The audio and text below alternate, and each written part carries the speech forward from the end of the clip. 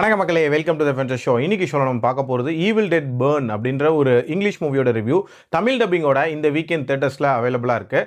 இந்த படம் சுமார் ரத்தம் கொப்பளிக்க ஒரு ஹாரர் த்ரில்லர் அப்படின்னே சொல்லலாம். இந்த படம் ஒரு ஸ்டாண்ட் அலோன் சீக்வல் அப்படின்னே சொல்லலாம்.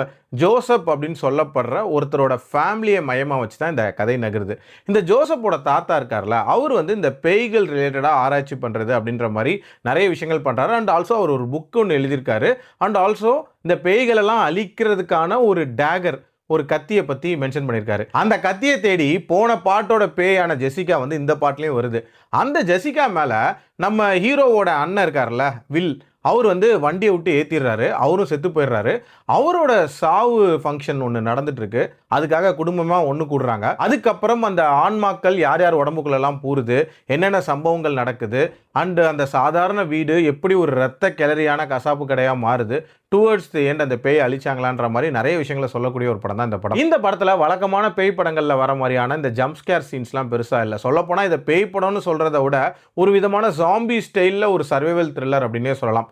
ஆனால் இந்த படத்தோட அந்த கோரினஸ் அப்படின்றது சான்ஸே இல்லை அப்படின்னே சொல்லலாம். நிறைய காட்சிகள் ஒரு மாதிரி அருவருக்கத்தக்க வகையில் எடுத்திருந்தாங்க. சில காட்சிகள்லாம் உண்மையிலே நமக்கு மெய்சில் இருக்க வச்சுச்சு.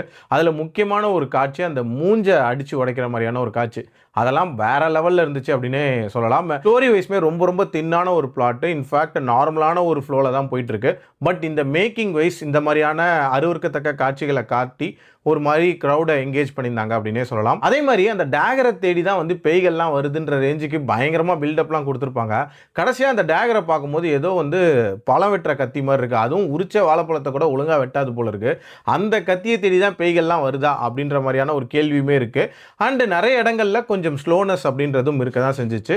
டியூரேஷன் வைஸ் பார்த்தீங்க அப்படின்னா 1.25 மணி நேரத்துக்குள்ளே முடியக்கூடிய ஒரு படம். ஒரு குயிக் வாட்சாகவே பார்த்துடலாம். ஓவரால் என்னை பொறுத்த வரைக்கும் பெருசாக கதை இல்லை. பட் ஸ்டில் உங்களுக்கு இந்த மாதிரியான கோரினஸ் பிடிக்குன்னா தியேட்டரில் ட்ரை பண்ணி பாருங்கள். என்னோட ரேட்டிங் 2.9 out of 5. அடல்ட் கண்டென்ட்டை பொறுத்த வரைக்கும் இதோட கோரினஸ்க்காகவே இது ஸ்ட்ரிக்ட்லி ஃபார் அடல்ட்ஸ். மீண்டும் அடுத்த விமர்சனத்தில் சந்திக்கிறேன். நன்றி, வணக்கம்.